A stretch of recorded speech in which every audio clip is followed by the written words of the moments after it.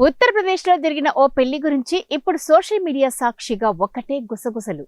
ఇద్దరు భార్యలు కలిసి భార్యాభర్తలుగా గోరఖ్పూర్ ఆలయంలో పెళ్లి చేసుకున్నారు. ఈ వింత ఘటన గురించి లోకం కోడై కూస్తుంది.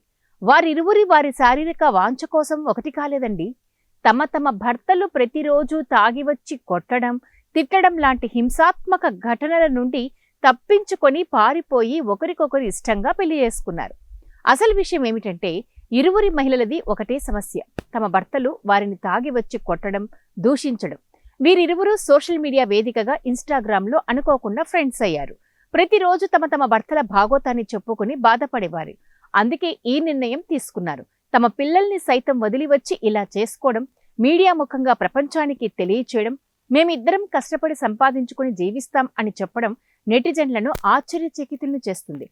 కనీసం ఇప్పటికైనా మందుబాబులు మారకపోతే మన దేశ వివాహ వ్యవస్థే మారిపోతుందేమో ఇలాగా అని అంటున్నారు నెటిజన్లు. ఆలోచించండి మరి.